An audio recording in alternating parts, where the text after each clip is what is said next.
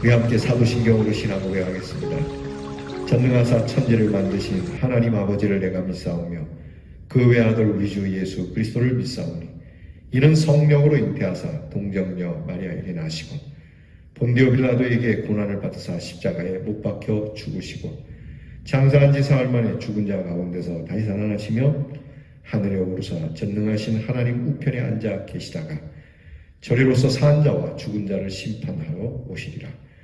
성령을 믿사오며 거룩한 공회와 성도가 서로 교통하는 것과 죄를 사하여 주시는 것과 몸이 다시 사는 것과 영원히 사는 것을 믿사옵나이다. 아멘. 오늘 찬양 우리 291장 외롭게 사느니 그 누구인가 291장 우리 함께 부르겠습니다.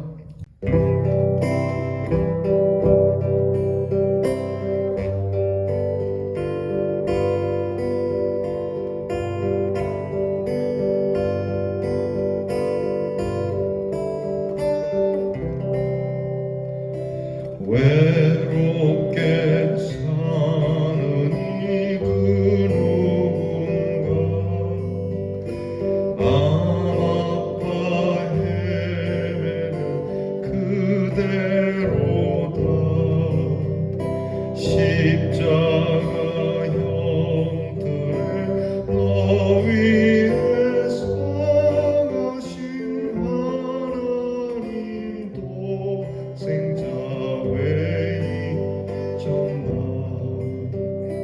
오직 주 예수님 널 돌보신다.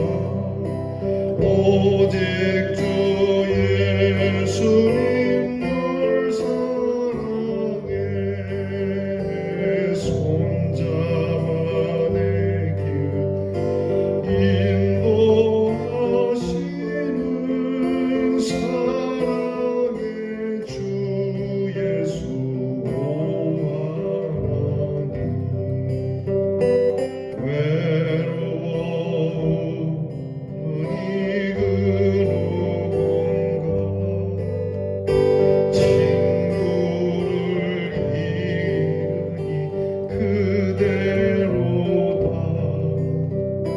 모두 널 버려도 내 죄를 속하신 주 예수 참 친구 외에 있잖아.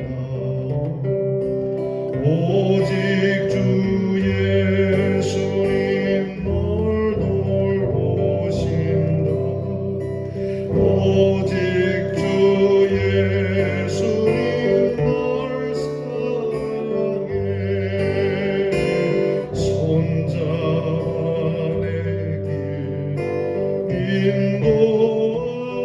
인도하시는 사랑의 주 예수 오 하나님. 사망을 이기신 능력의 주 내 곁에 늘 계심 외우르나 주 말씀 따라서 사르니 누구나 외롭지 않으며 즐거우리. 오직 주 예수님 널 돌보신다. 오직 주 예수님 널 사랑해. 손잡아 내 길 인도하시는 사랑의 주 예수 오 하나님.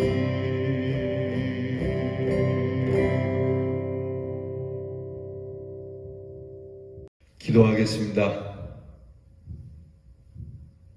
마음의 근심도 염려도 많은 저희들인데 오셔서 우리의 근심과 염려를 거두어 주시며 걱정하지 말라 하시는 주님께 감사를 드립니다.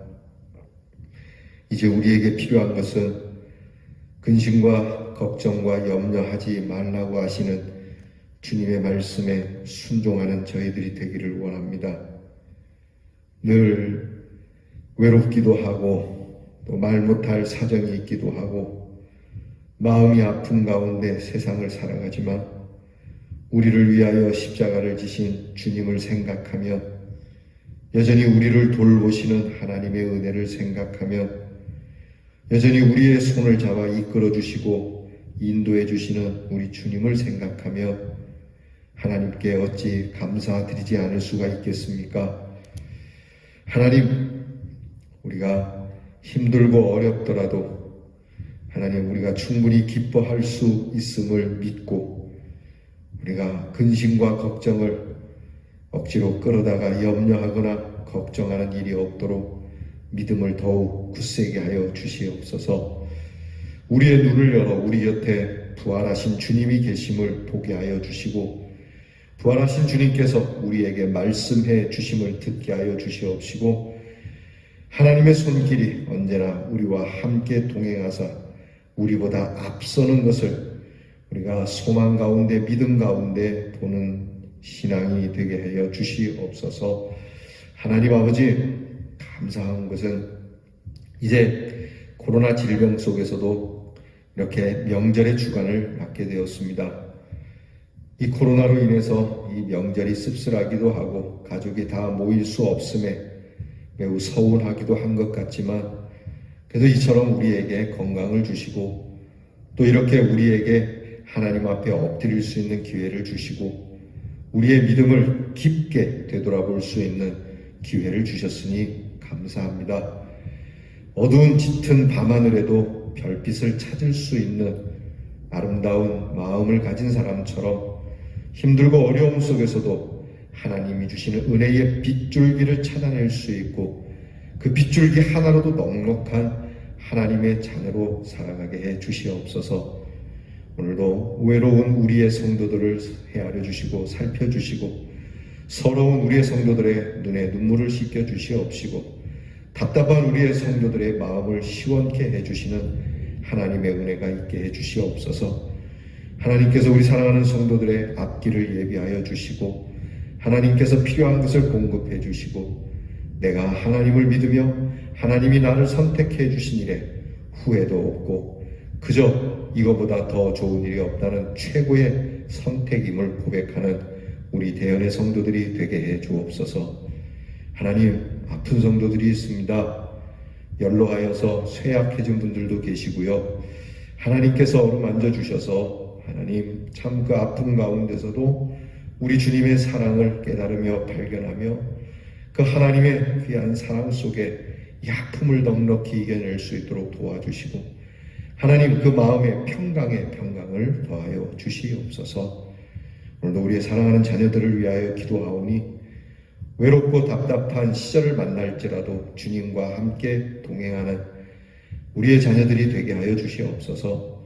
공부하는 자녀들 하나님께서 그 어려운 공부 인내함으로 잘 견디게 하시고 또 나라 일로 수고하는 자녀들 하나님 모든 훈련과 추위 속에서도 견딜 수 있게 하시고 하나님께서 안전케 하여 주셔서 사고당하지 않도록 인도해 주시옵소서.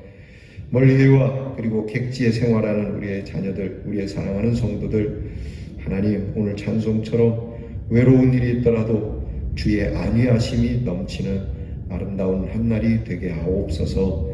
예수님 이름으로 기도하옵나이다. 아멘. 오늘 우리가 함께 묵상할 말씀은 욥기 15장 17절부터 끝절 35절까지 봉독하겠습니다. 욥기 15장 17절로부터 35절까지를 이제 저와 함께 같이 봉독하겠습니다. 내가 네게 보이리니 내게서 들으라. 내가 본 것을 설명하리라. 이는 곧 지혜로운 자들이 전하여 준 것이니 그들의 조상에게서 숨기지 아니하였느니라. 이 땅은 그들에게만 주셨으므로 외인은 그들 중에 왕래하지 못하였느니라.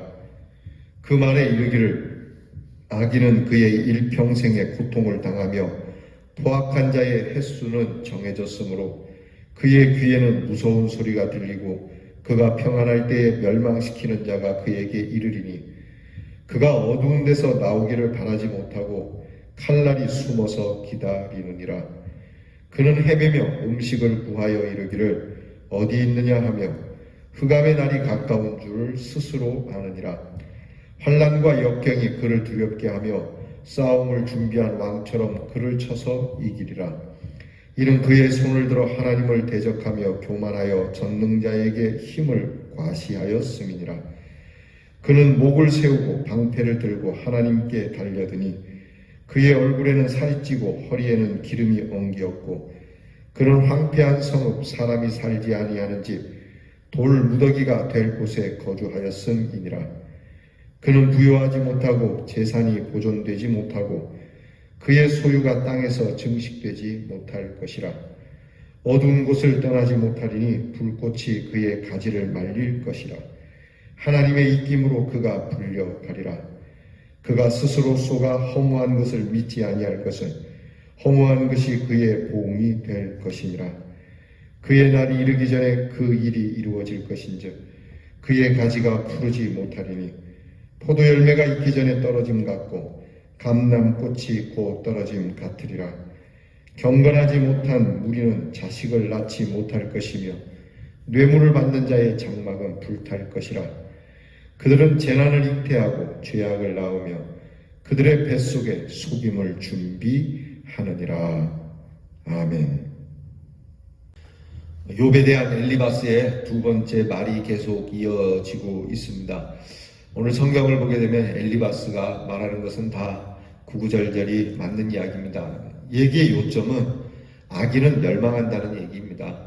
악인은 저주를 받을 것이고 하나님을 대적하는 자는 모든 것이 형통치 못하게 되고 하나하나가 다 인생 속에서 고통의 연속이 될 것이고 그가 죽기 전에 모든 고난에 휩싸이게 되어 그는 그렇게 정말 아프고 힘든 가운데 괴로움 속에서 인생을 마치게 될 것이라는 겁니다. 하나님께서도 그리 말씀하셨습니다. 너희가 나를 떠나서는 살 수가 없다. 너희가 나를 대신하면 너희에게는 재앙이 임할 것이다. 너희가 거짓되게 살고 성실치 못하게 살고 의롭지 못하게 살고 그렇게 가난하고 헐벗은 자들에 대하여 함부로 대하고 정말 하나님 앞에서 악하게 살면 너희들은 황폐하게 될 것이다. 자, 이 말을 지금 엘리바스가 전하는 겁니다. 틀린 건 아닙니다. 여러분 악하게 살면은 하나님의 심판이 당연히 임하죠. 근데 문제는 결과만 놓고 원인을 얘기해서는 안 됩니다. 하나님께서는 원인을 이야기하십니다. 자, 너희가 이렇게 된 원인이 있다. 그래서 이 원인으로 인하여 이것이 있다. 이렇게 말씀을 하시거든요. 물론 하나님께서 이스라엘 백성들에게 그들의 황폐하게 되었을 때 그들의 잘못된 신앙, 정말 공의롭지 못하고 정의롭지 못한 그들의 삶에 대해서 되짚어보라고 말씀도 하시지만 오늘 엘리바스가 욥에게 하는 말은 좀 문제가 있습니다. 그것은 뭐냐면 현상만 보고 원인을 이야기하는 것이죠. 여러분 아이들이 공부를 할 때 시험 공부할 때 시험 점수가 잘 안 나왔다고 해보십시다. 시험 점수가 안 나온 거는 공부를 안 했기 때문은 맞죠. 그러나 여러분 시험 점수가 안 나왔다고 다 공부를 안 한 겁니까? 그렇지 않은 겁니다. 여러분 시험 볼 때 공부는 열심히 했지만 순간적으로 뭔가 상황이 나빠지거나 뭔가 까마득해지거나 그럴 때가 있지 않습니까? 의외로 또 공부 안 하고도 공부한 아이보다 더 점수를 잘 맞는 경우도 있어요. 그러니까 여러분 시험지의 결과만 놓고 공부를 했냐 안 했냐를 이야기하는 것은 사실 바람직하지 않죠. 근데 학교에서 우리는 이미 결과를 놓고 그 과정과 원인까지도 평가를 받는 이런 교육제도에서 자라왔기 때문에 결과가 모든 것을 말해주는 것처럼 이야기하니까요. 여러분 사실 결과가 모든 것을 말해주는 것 같긴 해요. 거의 대부분이 틀린 건 아니에요. 그러나 다 그런 건 아니거든요. 근데 지금 엘리바스 얘기는 그 얘기입니다. 자, 하나님 앞에 악한 일을 한 사람, 내가 선조들에게 들은 얘기고 나도 본 얘기고 나도 깨달은 이야기인데 내가 아는 바에 의하면 악한 사람은 이렇게 된다. 그러니까 네가 지금 당하고 있는 이 고난을 볼 때 너는 악했다. 이게 공식이 그렇게 되는 겁니다. 이게 잘못됐다는 거죠. 분명히 악한 사람은 물론 심판을 받지만 그러나 그런 고난의 모습이 있다고 해서 다 하나님의 저주를 받는 죄인은 아니라고 하는 것이죠. 여러분, 우리는 이런 부분에 대해서 잘 헤아려야 합니다. 결과만 놓고 이야기해서는 안 되죠. 여러분, 정말 우리가 그들의 원인을 알기까지는 그들에 대해서 함부로 이야기할 수는 없는 것이죠. 그래서 오늘 엘리바스가 이야기하는 이 말씀에 대해서 우리는 다시 한번 결과가 좋다고 다 좋은 것이 될 수도 없고 결과가 나쁘다고 다 나쁜 것이 될 수도 없다라고 하는 것에 대해서 우리는 깊이 생각해야 돼요. 여러분, 그런 거 있지 않습니까? 사람들에게 다 좋은 평가 받는다고 그 사람이 정말 좋은 그런 시작과 과정을 가졌을까? 얼마든지 언론 플레이로 가능하지 않습니까? 또 잘 모르고 그럴 수 있지 않습니까? 또 반대로 사람들이 손가락질하지만 그렇지 않을 수도 있다라고 하는 거죠. 제가 어릴 때 목사님들에게 이제 설교를 들으면서 예화로 들은 이야기예요. 6.25 때 대한 이야기예요. 이런 말씀을 하시더라고요. 6.25 때 예수 믿는 사람들을 공산당이 잡아다가 한 마을에서 교회 안에 뒤밀어 놓고 이제 예수를 믿느냐 안 믿느냐, 사회주의를 따르겠느냐 안 따르겠느냐 이걸 두고 이제 예수 믿는 사람을 죽이는 일들이 있었는데 그 마을에도 이렇게 예수 믿는 사람을 모아서 이제 사람을 죽이려고 하는데 그 문제는 그 마을 사람들이 100% 교인들이에요. 근데 이 사람들이 거의 다 죽고 한 사람만 살아남았어요. 그러니까 이 한 사람만 살아남은 것에 대해서 사람들이 저 배신자, 변절자라고 그랬어요. 이 사람이 말도 못하고 그냥 정말 뭐 죽을 지경이죠. 배신자라고 낙인 찍고 저만 살아남았다고. 그래서 사람들 앞에 그냥 손가락질 받으면서 욕먹으면서 그냥 그렇게 살다가 도저히 안 돼서 그 마을에서 그냥 나와가지고 딴 마을에 가서 살게 됐죠. 근데 나중에 안 사실인데 그때 그곳에 있던 현장에 있던 한 목격자가 살아남게 되는데 그 사람이 하는 얘기가 다른 사람들이 다 변절했다는 사실. 다른 사람들은 딱 이렇게 해서 예수 믿는 사람 이쪽으로 서고 예수 안 믿겠다는 사람 이쪽으로 서라 그랬더니 슬금슬금 해서 전부 다 예수 안 믿는 쪽으로 서고 이 사람만 예수 믿는 쪽에 서 있었는데 그 공산당이 이게 공교롭게도 이게 그 모습을 보고 이것들이 예수를 믿는 데 있다고 믿냐, 그리고 믿겠다는 사람을 살리고 안 믿겠다는 사람을 죽여버리는 거죠. 그런데 이 사람이 살아남은 사람이 이 얘기를 해도 믿지 않겠지만 이 얘기를 차마 할 수가 없었어요. 왜냐하면 이 나로 인해서 내가 예수 믿겠다고 살아남고 이 사람들이 예수 안 믿겠다고 죽었다는 이 사람들의 입에 참 나쁘게 입에 오르내릴까봐. 이해가 되시죠? 제가 잘 표현을 못하는데 나쁜 소리를 들을까봐 차라리 내가 누명 쓰고 말자, 그렇게 자기 혼자 살아남은 거에 대해서 내가 이래서 살아남았다 저래서 살아남았다 이야기를 하지 않고 입을 꾹 다물고 사람들의 그러한 손가락질을 받으면서 살아간 거죠. 여러분, 이런 겁니다. 결과로 인해서 사람을 정죄하는 일, 지금 엘리바스처럼 틀린 건 아니지만 이 결과만 놓고 이야기하기에는 우리의 판단의 한계가 너무 크다라고 하는 사실입니다. 더더구나 우리 예수 믿는 사람들은 이런 일에 대해서 하나님께서 어떻게 하셨는가, 설령 죄인이라 할지라도 예수님이 죄인을 어떻게 대하셨는가를 우리는 알아야 돼요. 지난 주일에 말씀드렸어요. 이번 주일에 제가 설교를 할 때 긍휼히 여기는 사람에 대한 설교를 했잖아요. 예수님의 말씀에 긍휼히 여기는 자가 긍휼히 여김을 받는다는 이 말씀이 의에 줄이고 목마른 사람의 이 품성 다음에 말씀해 주셨다는 것을 여러분 기억하시라고 말씀드렸죠. 여러분, 이렇게 엘리바스나 욥의 세 친구들이 전부가 의에 충만합니다. 이런 사람들이 가져야 할 품성이 긍휼이에요. 그런데 긍휼은 온데간데 없고 결과만 놓고 지금 욥을 정죄하고 있는 거거든요. 여러분 계속 반복되는 구조이지만 오늘 우리는 우리 신앙생활의 점검이 우리가 너무 결과에만 집착하는 건 아닌가? 시작과 과정은 너무 무시하는 것 아닌가? 결과만 좋으면 좋은가? 세상 사람들은 결과만 좋으면 좋다고 생각해요. 네? 뭐로 가도 서울만 가면 된다고 이야기를 하죠. 평법을 이야기하는 겁니다. 물론 때로는 서울을 가기 위해서 돌아갈 수도 있는 것이죠. 그러나 이것이 그러지 말아야 할 곳에 적용이 돼서는 안 되는 것이죠. 여러분 부자만 되면 되는 겁니까? 돈만 많이 벌면 다 모든 것이 해결되는 겁니까? 세상은 돈이 얘기해줘. 그러니까 일단은 벌고 보자. 여러분 우리가 옛날 어른들의 속담에 개처럼 벌어서 정승처럼 쓰자는 말이 있는데요. 이 속담을 여러분이 잘못 오해하면 안 됩니다. 이것은 무엇을 하든지 열심히 벌자라고 하는 뜻이지 아무렇게나 벌자는 뜻이 아니거든요. 이 속담이.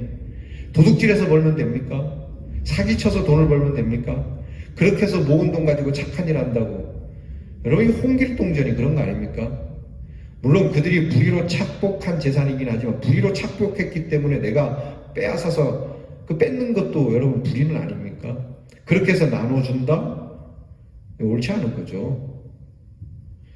여러분 예수님께서 이것을 할 줄 몰라서 안 한 게 아닙니다. 얼마든지 바리새인들과 제사장들과 그리고 그 당시 침략했던 자들과 헤롯 왕궁에 들어가서 너희가 왜 이 가난한 백성들 거 뺏었냐 다 뺏어다가 다시 백성들과 민중들에게 나누시지 않았어요. 오직 예수님은 가지신 것, 예수님께 들고 오는 볼품 없는 것들을 통해서 역사하시고 먹이시고 입히셨다는 사실에 대해서 그리스도인은 집중할 필요가 있는 거예요. 그러니까 세상은 결과가 모든 걸 말해준다고 생각해서 못된 짓을 하는 거거든요. 자, 무조건 합격하고 봐야 된다. 그러니까 무조건 점수를 막 조작을 하고 무조건 정권만 잡으면 됩니까? 무조건 무슨 짱이 되면 되는 겁니까? 그리고 여러분 혹시 결과가 나쁘게 보이더라도 네가 안 했으니까 그렇지 라는 말을 너무 쉽게 하지 마십시오. 그거는 본인 스스로가 깨달을 일입니다. 내가 열심히 안 했으니까 그렇지. 그렇게 얘기할지라도 아니야 너는 열심히 했어. 네 나름대로 열심히 했어. 굳이 다른 사람하고 비교를 하지 마. 그 사람은 그 사람대로 열심히 한 거고 너도 너 나름대로 열심히 한 거야.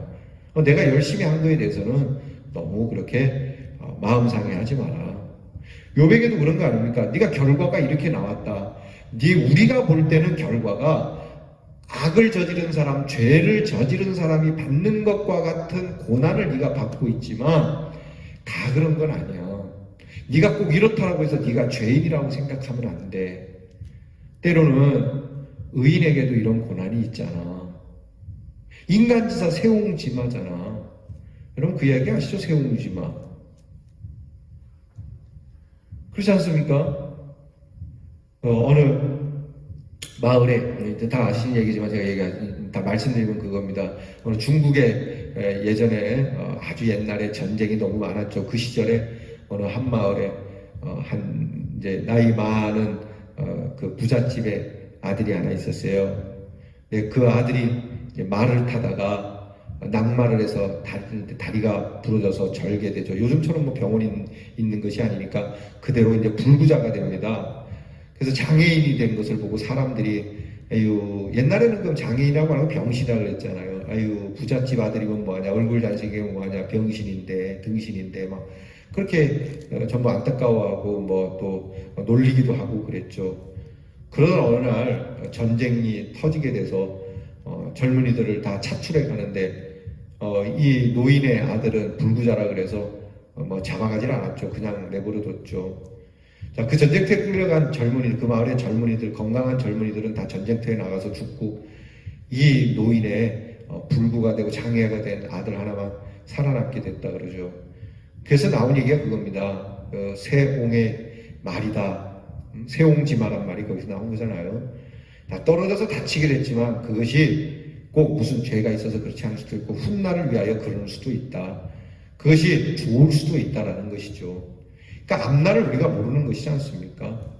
그러니까 오늘 이 욥에게 이 세옹지마를 알았다면 이 얘기를 해줬을 거예요. 네가 오늘은 고난을 당하지만 내일은 알 수 없지 않냐. 너무 그렇게 마음 상해하지 말자. 너무 죄의식 속에 살지 말자. 죄인들은 이런 형벌을 받을 거라고 하는 이런 정해진 룰에 너를 너무 가두지 마라. 네가 하나님 앞에서 부끄러움이 없도록 살기 위하여 애를 썼다면 그것으로 충분하다. 하나님 앞에서 죄 없는 사람이 어딨냐. 우리도 죄가 있는데, 그러나 네가 하나님 앞에서 의롭게 살려고 참 애쓰고 몸부림친 그것만으로도 너는 우리보다 훌륭한 사람이야 라는 왜 이런 위로를 주지 못하느냐는 거죠. 오늘 말씀을 통해서 우리는 다시 한번 결과만 놓고 그 원인에 대해서 잘한 것처럼 포장하거나 때로는 못한 것처럼 그렇게 흉보는 일이 없어야겠습니다. 오직 그 평가에 대해서 하나님과 역사에 맡기며 그 하나님의 말씀을 기준으로 해서 우리는 무엇보다 죄인을 예수님께서 어떻게 대하셨는지, 죄인된 우리를 예수님께서 어떻게 대하여 주셨는지를 알며 우리도 그와 같이 그가 죄인일지라도 예수님처럼 대해주는 이 마음을 찾고자 엎드리는 시간을 갖기를 축원합니다. 기도하겠습니다.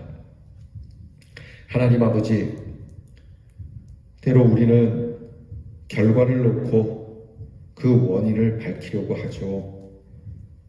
그것이 잘 찾아지지 않을 때는 결과만 가지고 사람들을 평가하는 일이 우리에게 너무 흔하게 일어납니다. 하나님, 이 일에 대해서 저희가 주님의 마음을 본받기를 원합니다. 혹시 죄인일지라도 그 죄인을 예수님께서 어떻게 대하였는지를 알고 그들의 죄를 감싸시고 용납하시고 품어주시는 우리 주님의 마음을 따라 결과만 보고 그들을 평가할 것이 아니라 오직 긍휼한 마음으로 그들을 대하여 그들로 하여금 참 위로 하나님의 긍휼하심을 덧입는 귀한 은혜를 나누는 주의 사자들이 되게 해 주시옵소서. 예수님 이름으로 기도하옵나이다. 아멘. 하늘에 계신 우리 아버지여, 이름이 거룩히 여김을 받으시오며 나라가 임하옵시며 뜻이 하늘에서 이루어진 것 같이 땅에서도 이루어지이다. 오늘날 우리에게 일용할 양식을 주옵시고 우리가 우리에게 죄 지은 자를 사하여 준 것 같이 우리 죄를 사하여 주옵시고 우리를 시험에 들게 하지 마옵시고 다만 악에서 구하옵소서. 대개 나라와 권세와 영광이 아버지께 영원히 있사옵나이다. 아멘.